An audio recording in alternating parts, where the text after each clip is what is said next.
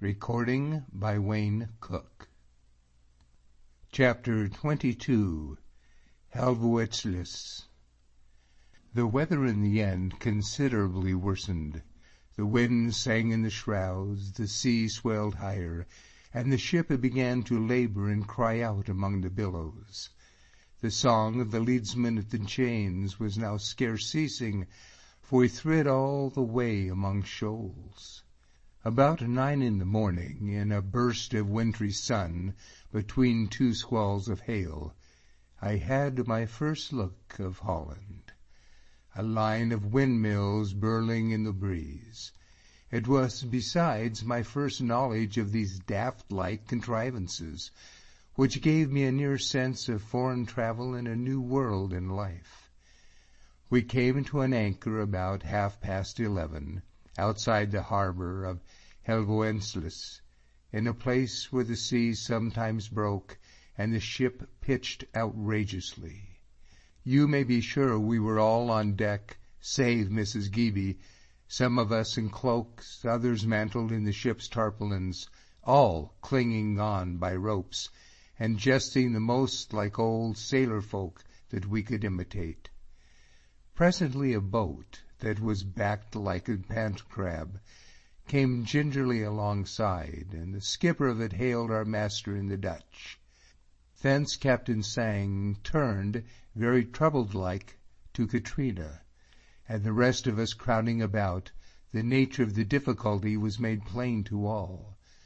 The Rose was bound to the port of Rotterdam, whither the other passengers were in a great impatience to a drive, in view of a conveyance due to leave them that very evening in the direction of the Upper Germany. This, with the present half-gale of wind, the captain, if no time were lost, declared himself still capable to save. Now, James Moore had trysted in Helvoet with his daughter, and the captain had engaged to call before the port and place her, according to the custom, in a shore-boat. There was the boat, to be sure, and here was Catriona ready. But both our master and the patron of the boat scrupled at the risk, and the first was in no humour to delay. "Your father," said he, "will be gay and little pleased if we are to break leg to ye, Miss Drummond. Lay be drowning of you. Take my way of it," says he, "and come on by with the rest of us here to Rotterdam. Ye can get a passage down to the Maze in a sailing scoot as far as to the Brill, and thence on again by a place in a rattle-wagon back to Helvoet." But Catriona would hear of no change. She looked white-like as she beheld the bursting of the sprays, the green seas that sometimes poured upon the forecastle, and the perpetual pounding and swooping of the boat among the billows. But she stood firmly by her father's orders.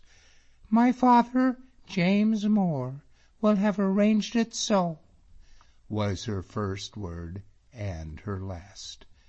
I thought it very idle and indeed wanton in the girl to be so literal and stand opposite to so much kind advice. But the fact is she had a very good reason, if she would have told us. Sailing scoots and rattle-wagons are excellent things, only the use of them must first be paid for, and all she was possessed of in the world was just 2 shillings and a penny halfpenny sterling. So it fell out that captain and passengers, not knowing of her destitution, and she being too proud to tell them, spoke in vain. "But you ken nae French, and nae Dutch neither," said one. "It is very true," says she, "but since the year 46 there are so many of the honest Scotch abroad that I will be doing very well, I thank you." There was a pretty country simplicity in this that made some laugh, and others looked the more sorry, and Mr. Geeby fall outright in a passion. I believe he knew it was his duty, his wife having accepted charge of the girl, to have gone ashore with her and seen her safe. Nothing would have induced him to have done so, since it must have involved the loos of his conveyance, and I think he made it up to his conscience by the loudness of his voice. At least he broke out upon Captain Tsang, ragging and saying the thing was a disgrace, that it was mere death to try and leave the ship, and in any event we could not cast down an innocent maid in a boat full of nasty Holland fishers, and leave her to her fate. I was thinking something of the same.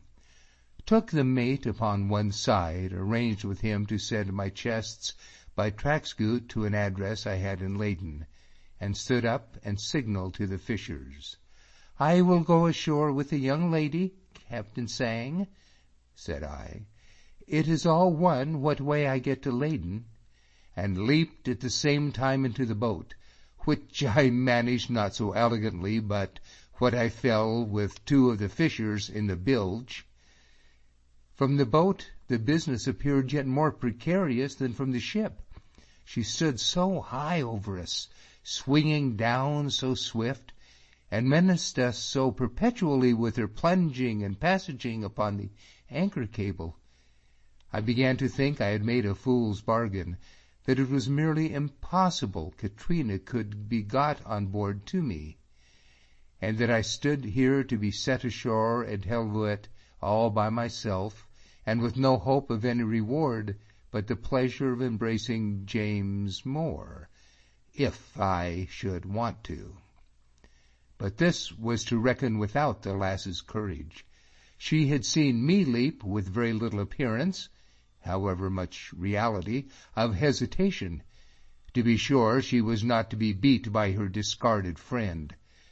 Up she stood on the bulwarks, and held by a stay, the wind blowing in her petticoats, which made the enterprise more dangerous, and gave us rather more of a view of her stockings than would be thought genteel in cities. There was no minute lost, and scarce time given for any to interfere, if they had wished the same. I stood upon the other side and spread my arms. The ship swung down on us. The patroon humoured his boat nearer than it was perhaps wholly safe, and Catriona leaped into the air. I was so happy as to catch her, and the fishers readily supporting us escaped a fall. She held on to me a moment very tight, breathing quick and deep. Thence she was still clinging to me with both hands.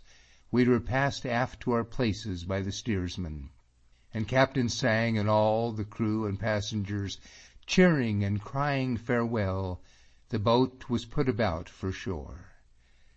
As soon as Catriona came a little to herself, she unhanded me suddenly, but said no word.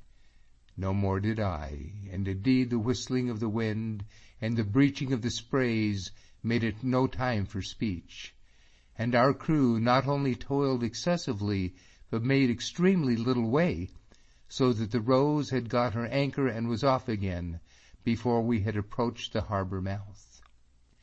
We were no sooner in smooth water than the patroon, according to their beastly Holland's custom, stopped his boat and required of us our fares. 2 guilders was the man's demand, between 3 and 4 shillings English money, for each passenger. But at this Catriona began to cry out with a vast deal of agitation. She had asked of Captain Tsang, she said, and the fare was but an English shilling.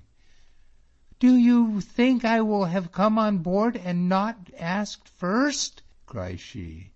The patroon scolded back upon her in a lingo where the oaths were English and the rest right Hollands, till at last, seeing her near tears, I privately slipped the rogue's hand 6 shillings, whereupon he was obliged enough to receive from her the other shilling without more complaint. No doubt I was a good deal nettled and ashamed.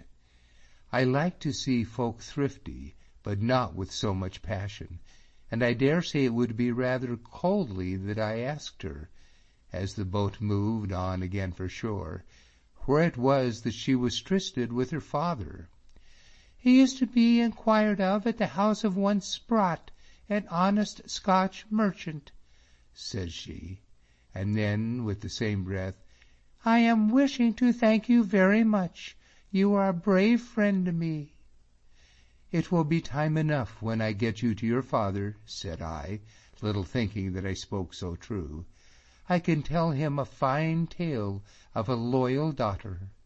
"Oh, I do not think I will be a loyal girl, at all events," she cried, with a great deal of painfulness in the expression.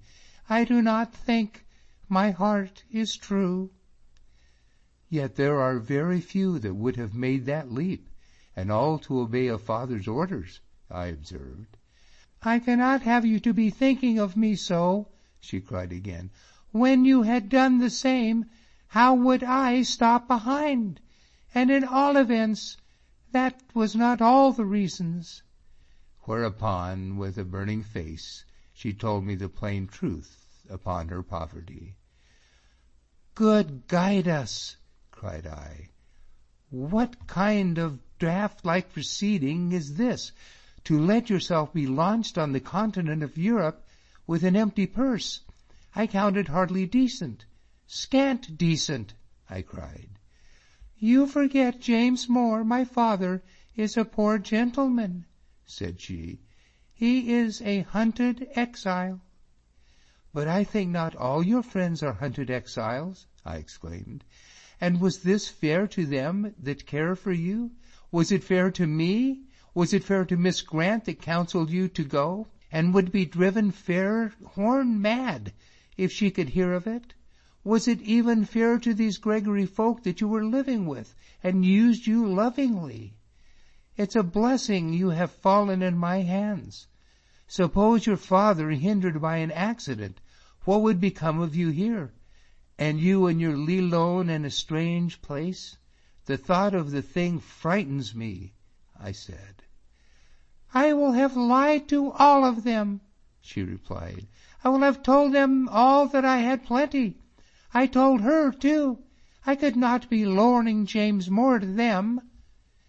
I found out later that she must have lowered him in the very dust, for the lie was originally the father's, not the daughter's, and she thus obliged to preserve in it for the man's reputation. But at the time I was ignorant of this, and the mere thought of her destitution and the perils which she must have fallen had ruffled me almost beyond reason.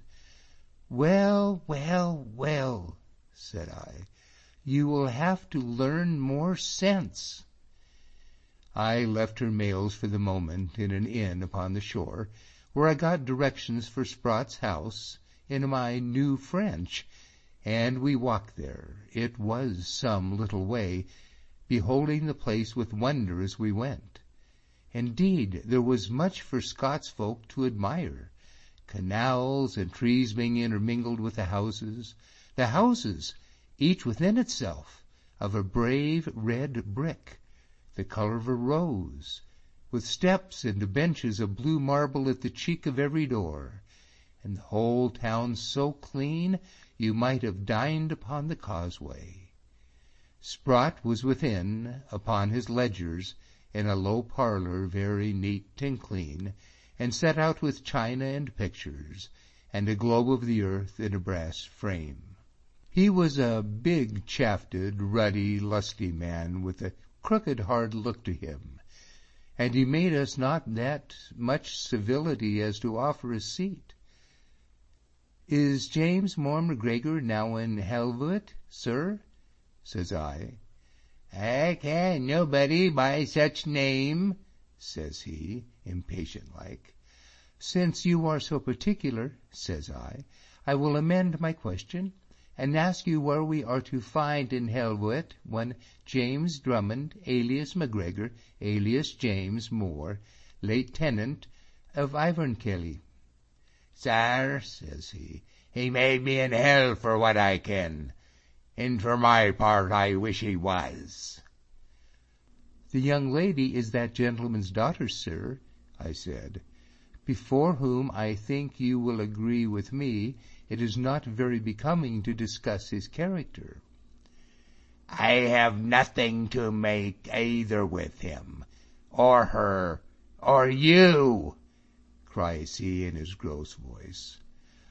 "Under your favour, Mr. Sprott," said I, "this young lady has come from Scotland seeking him, and by whatever mistake was given the name of your house for a direction.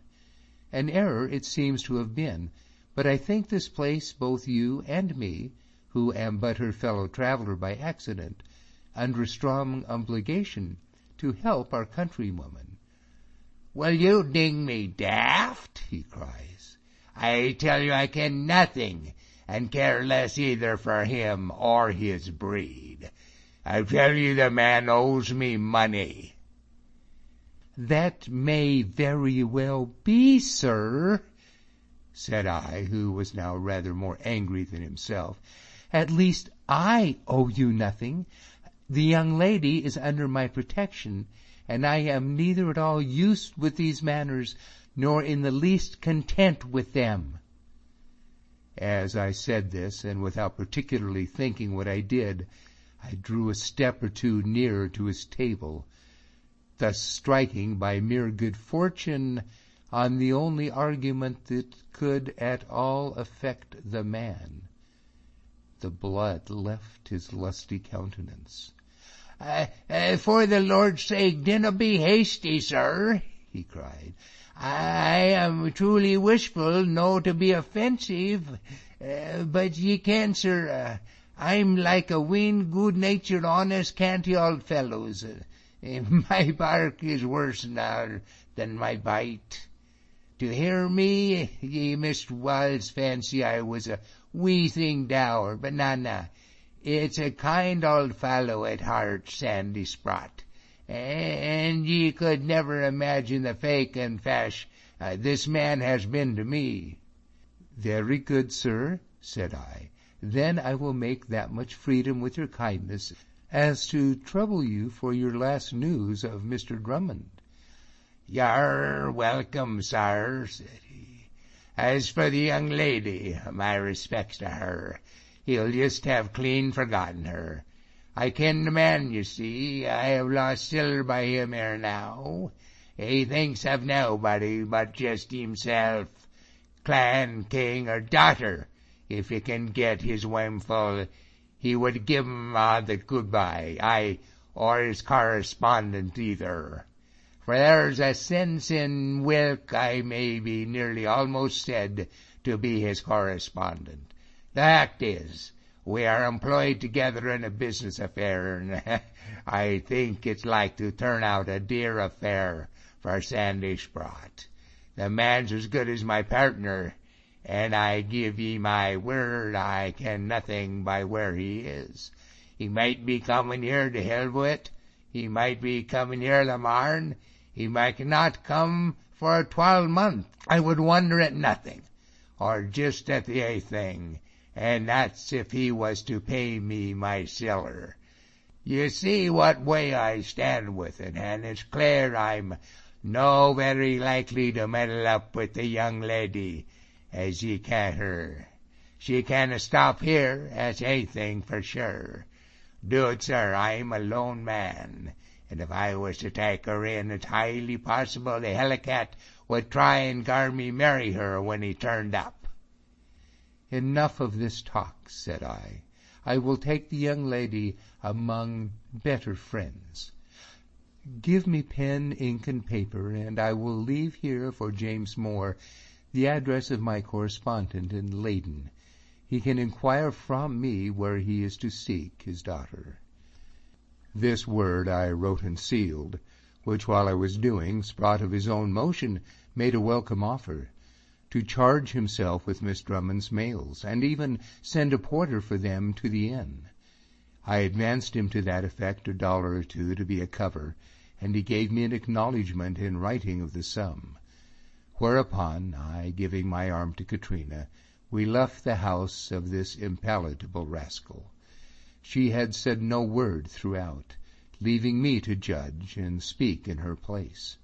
I, upon my side, had been careful not to embarrass her by a glance, and even now, although my heart still glowed inside of me with shame and anger, I made it my affair to seem quite easy. "Now," said I. "Let us go back to yon same inn where they can speak the French, have a piece of dinner, and inquire for conveyances to Rotterdam.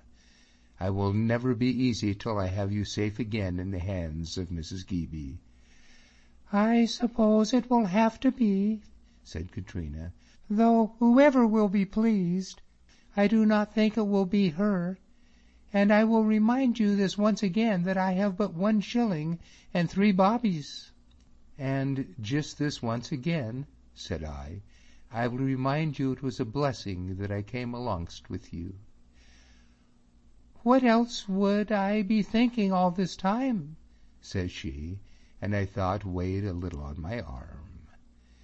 "It is you that are the good friend to me." End of chapter 22.